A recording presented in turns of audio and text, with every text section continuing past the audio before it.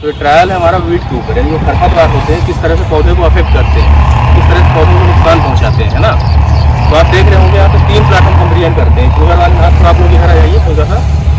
तो देखिए हमारे पास 3 प्रकार के प्लाट है। एक प्लाट है जिसमें से चौड़ी पत्ती वाले खरपतवार हैं और दूसरे खरपतवार भी हैं। इसमें आप देख रहे होंगे इसमें 40 माइनस दिख रहा होगा, ये दिख रहा है 40 माइनस। और उधर आप देखिए उसमें कोई भी खरपतवार नहीं है। थोड़ा साइड हो जाइए आप लोग, इधर आ जाइए इधर।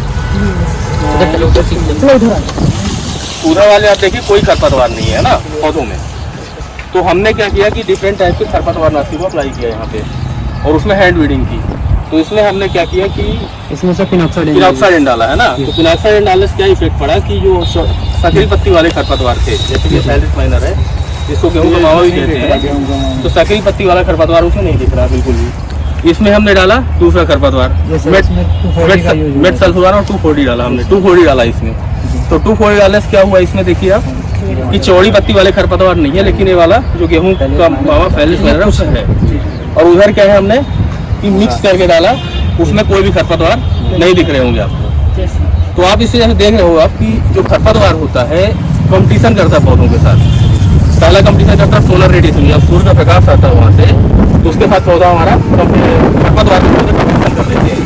इससे क्या होता है कंपटीशन से कि इसके लिए जो मटेरियल उपलब्ध है पौधे के लिए, गेहूँ के लिए, क्रॉप के लिए, वो उस मटेरियल को ना लेके खरपतवार उसको खींच लेगा।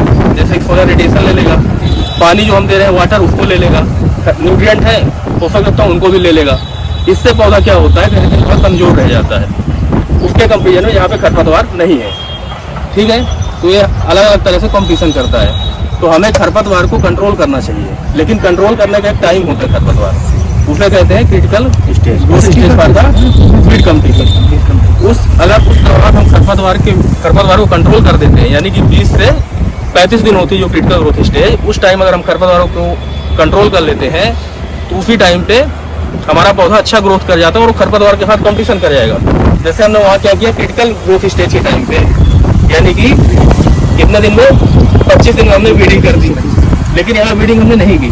ठीक, तो जब वीडिंग हमने नहीं की तो आप देख रहे होंगे कि ये पौधा उन पौधों कंपेरिजन में कमजोर दिख रहे होंगे। ये वाला और कमजोर दिख रहा है, कुछ पौधों की टेलरिंग कम हुई, लाइट आपका स्पेस प्लांट को मिलना चाहिए था, वो कौन लेगा? वो पौधे खरपतवार ले लें, तो पौधों को मिल नहीं पाया। तीनों में अलग अलग हमने चीज डाली तो पता चला कंपटीशन किया, तो इससे क्या होगा कि जब हमारा पौधा ये सब चीजें नहीं ले पाया, यहाँ पे खरपतवार भी लिया, ये भी लिया, तो खरपतवार बहुत ज्यादा कम, पौधों की पॉपुलेशन भी कम कर देगा, क्योंकि टिलरिंग कम हुई, कल्ले कम निकले उसमें। साथ है जो सोलर रेडिएशन है उससे ग्रेन फिलिंग भी कम होगी, ग्रेन में दाने का वजन भी कम होगा, इससे उपज बहुत कम हो जाती है। ठीक है, तो खरपतवार लगभग 30% तक उपज कम कर देते हैं। किसानों के लिए सबसे खतरनाक जो होते हैं खरपतवार होते हैं, और उनको ये नहीं पता होता है खरपतवार में कंट्रोल किस टाइम पे करना है।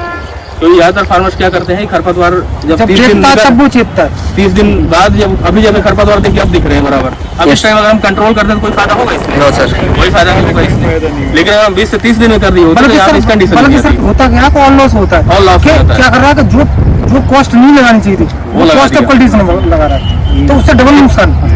एक तो आपकी कॉस्ट ऑफ कल्टीवेशन बढ़ रही है, दूसरा आपका उसमें कंट्रोल में कोई फायदा। ठीक है ना, तो ये अलग से लग रही है। पेस्टिसाइड का जो एनवायरमेंट खराब कर रहे हैं वो अलग चीज है। तो क्लास में हम लोग बताते रहते, नहीं समझ आता उतना से, लेकिन यहाँ अब देखो वो वाला जो प्लाट है हमारा, बहुत हेल्दी पौधे दिख रहे होंगे, उनकी हाइट भी ज्यादा होगी, उनका जो हेल्थ है पौधों की वो भी अच्छी होगी। अब देखिए, तो इसीलिए हमें खरपतवार को मतलब अच्छी तरह से कंट्रोल करना चाहिए, सही टाइम पे कंट्रोल करना चाहिए। तो ये प्लांट्स के माध्यम से हम लोग यही सीख रहे हैं यहाँ पे। बहुत अच्छे सर, और बच्चे हमारे यही देख रहे हैं खरपतवार किस तरह से नुकसान पहुंचाता है, उसको कंट्रोल कैसे करना चाहिए, है ना, और किस टाइम पे कंट्रोल करना चाहिए, और टाइम में कंट्रोल करने का क्या इफेक्ट है।